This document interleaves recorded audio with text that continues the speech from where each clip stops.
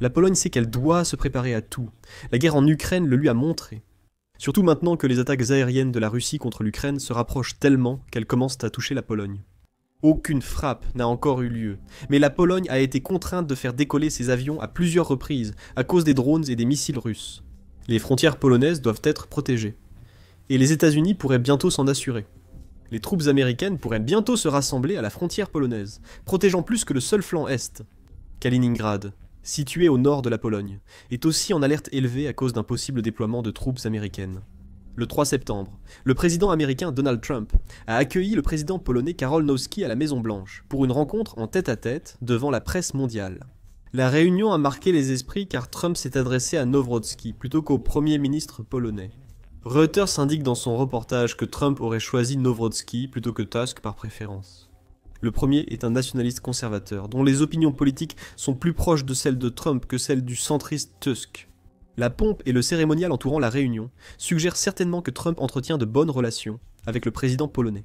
Nawrocki a été accueilli à la Maison-Blanche par un survol effectué par des pilotes militaires américains, aux commandes d'F-16.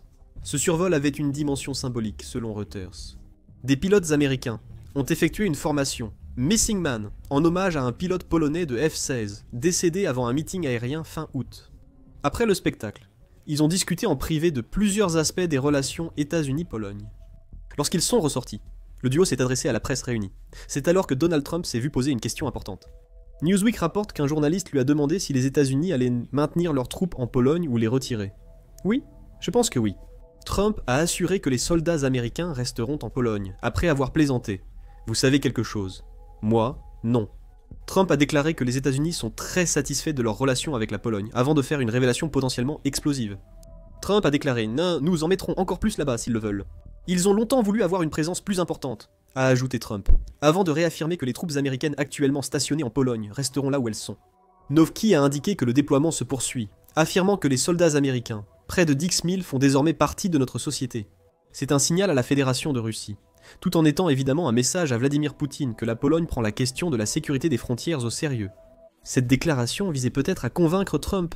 Envoyer plus de 10 000, c'est beaucoup. Avec les forces américaines déjà bien implantées en Pologne, en ajouter serait encore mieux. D'autres commentaires plaisantins de Nawrocki semblent le confirmer. Nawrocki a déclaré que, pour la première fois, les Polonais sont heureux de la présence de soldats étrangers, affirmant qu'ils se sentent en sécurité avec les soldats américains en Pologne. Nouveau signal pour Trump. Plus. C'est mieux. Mais il y a une réserve évidente à cela, que vous avez sûrement remarqué. Bien que Trump et Nawrocki semblent tous deux sous-entendre qu'ils seraient heureux de voir plus de troupes américaines entrer en Pologne, aucun n'a offert de confirmation officielle. Trump dit que les États-Unis seraient prêts si la Pologne veut plus de soldats, et Nawrocki laisse fortement entendre que la Pologne en veut effectivement plus. Cependant, il n'y a ici aucun accord formel, aucune déclaration affirmant que plus de troupes américaines que le déploiement actuel se rendront dans les régions frontalières de la Pologne. Du moins, pas encore. L'implication est très souvent le précurseur de l'action. Le fait que ces deux dirigeants évoquent publiquement l'envoi de troupes américaines en Pologne montre que des discussions ont eu lieu en coulisses. À cet égard, si c'est effectivement vrai que Trump se prépare à envoyer plus de troupes américaines en Pologne, c'est une énorme nouvelle. Pourquoi ? La Pologne fait face à de grandes menaces à l'est et au nord, ce dernier bordant Kaliningrad. Et la nouvelle d'un déploiement potentiel de troupes américaines en Pologne inquiétera les forces russes stationnées dans cette enclave. Inquiet ? Cependant, nous reviendrons sur ce point dans un instant. Pour l'instant, la préoccupation la plus urgente, du moins du point de vue polonais, concerne le flanc est du pays. La Pologne demande depuis longtemps des garanties de l'OTAN pour son flanc est. Le pays a une frontière à l'est, avec l'Ukraine et la Biélorussie, dont l'une est déjà une menace évidente. La Biélorussie est un allié si fidèle de la Russie, que Poutine a pu l'utiliser comme base pour envahir l'Ukraine en 2022. Aujourd'hui encore, plus de 3 ans après, la Biélorussie se renforce via sa relation avec la Russie. Le 1er août, CNN a annoncé que Vladimir Poutine a confirmé la production du nouveau missile hypersonique russe, atteignant au moins 10 fois la vitesse du son. Certains de ces missiles seront déployés en Biélorussie. La Pologne s'inquiète, à juste titre, de la proximité entre la Biélorussie et la Russie pour l'avenir. Après tout, si la Russie parvient d'une manière ou d'une autre à vaincre l'Ukraine, Vladimir Poutine pourrait tourner son attention vers d'autres anciennes nations soviétiques qu'il aimerait voir revenir au sein de la Fédération de Russie. La Pologne, membre de l'OTAN, est donc une cible particulièrement attrayante pour Vladimir Poutine. Si le dirigeant russe a l'intention de déclencher une guerre au-delà de l'Ukraine, la Pologne se retrouvera en première ligne de la défense de l'OTAN. Ce qui nous ramène au flanc, et de la Pologne. La Pologne renforce de manière indépendante la frontière qu'elle partage avec la Biélorussie, et appelle ses alliés à l'aider dans ce renforcement depuis plusieurs années. Newsweek souligne que la frontière de la Pologne avec l'Ukraine n'est pas non plus la plus sûre du monde. L'Ukraine elle-même ne constitue pas une menace. Les frappes aériennes russes contre l'Ukraine touchent la frontière polonaise, plusieurs régions ukrainiennes subissant des attaques répétées de missiles et drones depuis 3 ans et demi. D'autres alliés de l'OTAN ont déjà lancé des missions de police aérienne et d'interception face aux campagnes aériennes russes, selon Newsweek. La nuit où Noski est allé à la Maison-Blanche, la Pologne a dû préparer ses chasseurs et mettre sa défense aérienne en alerte maximale. Alors qu'une nouvelle frappe russe à longue portée contre l'Ukraine s'est dangereusement approchée de la frontière polonaise, la Pologne doit protéger son flanc oriental. Elle compte sur ses alliés de l'OTAN, surtout les États-Unis, pour l'aider, et la Pologne a mérité ce soutien. Un article de janvier indique que plus de 75 000 militaires et civils polonais ont participé aux missions de l'OTAN en 25 ans d'adhésion du pays. La Pologne a aussi financé 150 grands projets d'infrastructure du programme d'investissement pour la sécurité de l'OTAN, et 74 autres étaient en cours début 2025. Nous ne pouvons ignorer que la Pologne a souvent dépassé la recommandation de l'OTAN d'allouer au moins 2% de son produit intérieur brut à la défense. Et cela, bien avant que d'autres membres de l'OTAN ne soient incités à faire de même, grâce aux critiques de Trump concernant leurs dépenses de défense. En avril, la Pologne comptait allouer 5% de son produit intérieur brut à la défense en 2026, mais ce taux a été revu à 4,8% selon Reuters. Ce montant important, ajouté aux autres engagements de la Pologne envers l'OTAN, fait du pays l'une des principales puissances militaires de l'organisation. La Pologne agit aussi seule pour renforcer sa frontière est. La fondation Jamestown indique que la Pologne construit des fortifications prévues pour 2028. Ces fortifications feront partie majeure du bouclier de l'Est, selon la Pologne. La Pologne investira 255 milliards de dollars dans ses défenses frontalières dans les prochaines années. La Pologne presse aussi l'OTAN, surtout les États-Unis, de lui remettre des armes nucléaires. Selon The Loop, le pays fait activement pression pour rejoindre le programme de partage nucléaire de l'OTAN, ce qui lui permettrait d'accueillir des missiles nucléaires provenant d'au moins l'une des 3 nations de l'OTAN qui en possèdent, à savoir les États-Unis, la France et le Royaume-Uni. The Loop explique pourquoi la guerre de la Russie en Ukraine a modifié la réflexion stratégique de la Pologne. La possibilité que la Russie utilise la coercition nucléaire ou déploie des armes nucléaires tactiques au Bélarus a intensifié les préoccupations sécuritaires de Varsovie. Des experts proches du Kremlin ont menacé que la Pologne pourrait être ciblée par une attaque nucléaire, selon le média. Elle l'est désormais. La Pologne estime devoir être vue comme première ligne de défense face à la Russie et possible base pour des contre-offensives, y compris nucléaires, en cas de guerre future. Cela ramène à la proposition de Donald Trump d'envoyer plus de troupes américaines en Pologne. Cela paraît être une remarque désinvolte à une question improvisée. La Pologne percevra ses troupes comme un renforcement de ses défenses et de ses fortifications frontalières déjà en construction. La Pologne dépense plus pour son armée, en pourcentage du produit intérieur brut que tout autre membre de l'OTAN.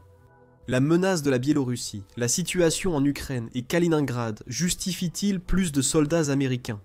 Tout se résume à une équation très simple. Plus il y a de soldats américains en Pologne, moins il y a de chances d'une invasion russe. Il y a peut-être plus derrière tout cela si la Pologne agit bien. Elle pourrait utiliser l'arrivée de davantage de troupes américaines comme levier pour négocier la relance de l'implication des États-Unis dans un programme qui sera d'une grande utilité pour la Pologne. L'initiative des 3 mers, ou 3 mers selon le German Marshall Fund of the United States. Le rôle de Nowrodzki comme allié idéologique clé de Trump en Pologne pourrait viser à renforcer la 3 mers. Selon le site officiel de l'initiative des 3 mers, la 3 mer est un programme conçu pour améliorer la connectivité de 13 États membres de l'Union européenne situés entre la mer Baltique, la mer Noire et la mer Adriatique. Les secteurs de l'énergie, des transports et des infrastructures numériques des 13 pays concernés sont renforcés par la 3 mers, ce qui signifie que le programme a un autre objectif non déclaré. Le succès de la 3 mers réduit l'influence de la Russie sur les 3 mers et les nations qui en dépendent pour leur connectivité. Le German Marshall Fund of the United States estime que les États-Unis profiteraient d'un nouvel investissement dans le programme. L'organisation affirme qu'un engagement renouvelé des États-Unis dans la 3 mers serait cohérent avec l'agenda America First de Donald Trump. Le financement de projets régionaux d'interconnexion et de pipeline ouvrira des opportunités pour vendre plus d'énergie et de technologies américaines en Europe centrale et orientale. Les États-Unis pourraient profiter pendant que la Pologne et les pays de la Trois-Mers consolident leur contrôle sur des mers longtemps dominées par la Russie. Peut-être qu'une initiative Trois-Mers a été évoquée lors de la conversation privée entre Trump et Nowski. Nous n'en sommes pas certains. La possibilité d'envoyer plus de troupes américaines en Pologne montre le type de relation amicale permettant à Nowski de soulever la question. Si ce n'est pas maintenant, l'initiative Trois-Mers pourrait être une future coopération entre la Pologne et les États-Unis. Cependant, revenons à un point déjà mentionné dans la vidéo. Rien n'est officiel, et il existe un conflit politique interne lié à cette réunion, que nous n'avons qu'effleuré jusqu'ici. Comme le note Reuters, Trump semble préférer Nowski à Tusk, à tel point que Trump a adressé l'invitation à la Maison-Blanche quelques jours seulement après que Nowrodzki a prêté serment en tant que nouveau président de la Pologne. Trump est également intervenu pour que Nowrodzki participe à un appel téléphonique concernant la guerre en Ukraine, et Vincent Tusk de cet appel par la même occasion. Ce favoritisme vient surtout des affinités politiques entre Nowski et Trump. Cependant, Reuters note également que pour que les États-Unis envoient davantage de troupes en Pologne, pour offrir d'autres garanties de sécurité recherchées par la nation auprès des États-Unis et de l'OTAN, Trump exigera une contrepartie. Les experts estiment que Trump poussera Varsovie à acheter plus d'armes américaines pour elle-même et l'Ukraine, selon Reuters. Les États-Unis soutiennent cette initiative. La Pologne investit déjà massivement dans les armes américaines et, selon Defense News, a proposé d'allouer une grande part de son budget 2025, un budget militaire de 471 milliards de dollars aux armes américaines. La Pologne a proposé un programme conjoint de munitions, et les États-Unis lui ont accordé une ligne de crédit de 4 milliards de dollars pour ses futurs achats d'armes. Tout indique que Donald Trump veut renforcer le lien entre la Pologne et les États-Unis. Ce qui donne une perspective différente à la mention par le président américain d'envoyer plus de troupes en Pologne. Donald Trump sait que la Pologne souhaite la présence de ses troupes américaines. En les fournissant, tout en exerçant une pression sur Nowski, Donald Trump pourrait réussir à obtenir encore plus d'investissements polonais dans des armes fabriquées aux États-Unis. Au-delà de la politique, une région s'inquiète du renforcement des forces frontalières polonaises. C'est la région que nous avons mentionnée plus tôt dans la vidéo. Kaliningrad. L'enclave russe représente un problème non seulement pour la Pologne, mais pour toute l'Europe. Kaliningrad a une position unique en Europe. Elle appartient à la Russie, mais est isolée du territoire principal. Elle est coincée entre la Pologne et la Lituanie. Et la Russie a longtemps profité de cette position géographique pour utiliser Kaliningrad comme une source constante de menaces contre l'armée de l'Occident collectif. Les exercices militaires des deux côtés de la frontière de Kaliningrad avec la Pologne suscitent des inquiétudes, comme ce fut le cas en août. Ce mois-là, la Pologne a inquiété la Russie en effectuant des exercices aériens à moins de 40 km de la frontière. Le simple fait que ces exercices aient eu lieu montre à quel point la Pologne s'inquiète de Kaliningrad, et elle a toutes les raisons de l'être. En juin, AA a cité Radisław Sikorski, ministre polonais, suggérant que la Pologne et l'Allemagne doivent élaborer un plan pour contrer la menace posée par les missiles balistiques Iskander-M que la Russie déploie à Kaliningrad. Nous sommes alliés et devons bâtir des forces armées dissuasives mais non menaçantes envers Poutine, a déclaré Sikorski. Tant que l'Allemagne est dans l'OTAN et l'Union européenne, je crains davantage l'hésitation allemande en matière d'armement que l'armée allemande.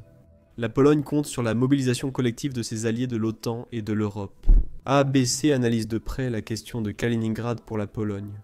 Il souligne que l'enclave demeure un centre économique, maritime et militaire majeur de la Russie, malgré l'isolement de Kaliningrad. L'invasion de l'Ukraine par la Russie a mis la Pologne en alerte maximale. Après tout, comme mentionné précédemment, la Russie a utilisé sans hésiter la Biélorussie pour se fournir une rampe de lancement lors de l'invasion de l'Ukraine. Si Vladimir Poutine décide de s'en prendre à l'OTAN, la Pologne pense qu'elle pourrait voir des fronts se développer, à la fois près de sa frontière avec la Biélorussie et à la frontière de Kaliningrad. Si Vladimir Poutine conquiert l'Ukraine lors d'une guerre avec l'OTAN, la Pologne aura un troisième voisin menaçant à sa frontière. Pour la Pologne, régler le problème de Kaliningrad atténue la menace que représente la Russie. Bien sûr, la Pologne ne peut pas simplement envahir Kaliningrad. Son armée est assez puissante pour vaincre les forces de Kaliningrad, même avec leurs missiles balistiques. Mais une attaque contre Kaliningrad équivaut à une attaque contre la Russie. Poutine serait ravi d'utiliser une démonstration de force de la part de la Pologne pour déclarer la guerre au pays. Il pourrait même soutenir que l'article 5 de l'OTAN, qui oblige chaque membre de l'OTAN à venir en aide à tout autre membre attaqué sur son sol souverain, ne s'appliquerait pas. Poutine pourrait dire que la Pologne a attaqué la Russie. L'OTAN doit rester à l'écart.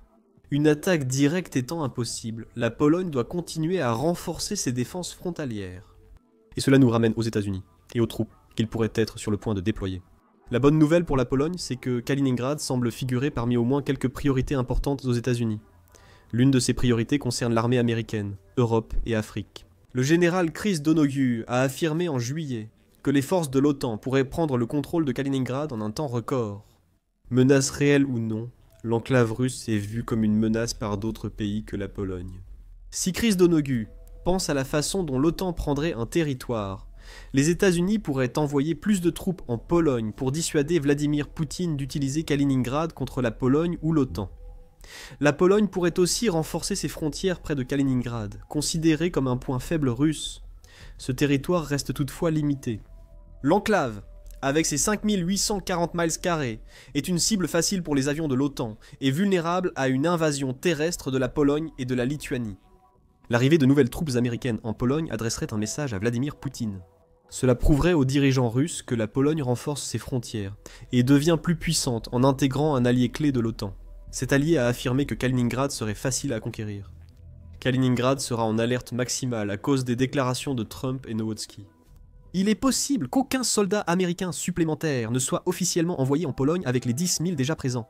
Mais le fait même que le sujet soit abordé et que Trump semble heureux d'en discuter suggère qu'il y a une possibilité que cela se produise. Si cela se produit, Kaliningrad pourrait être la région frontalière sur laquelle la Pologne se concentre alors qu'elle développe à la fois ses postures offensives et défensives contre Poutine. En cas de combat à Kaliningrad, l'Ukraine pourrait aider. Elle a récemment renforcé l'un de ses drones longue portée, le rendant plus dangereux pour la Russie. Le pain rond de l'Ukraine est le pire cauchemar de Poutine, et aucun endroit en Russie, y compris Kaliningrad, n'est à l'abri de sa colère. Regardez notre vidéo et abonnez-vous à Military Show pour suivre l'actualité en Pologne et à Kaliningrad. Merci de votre attention.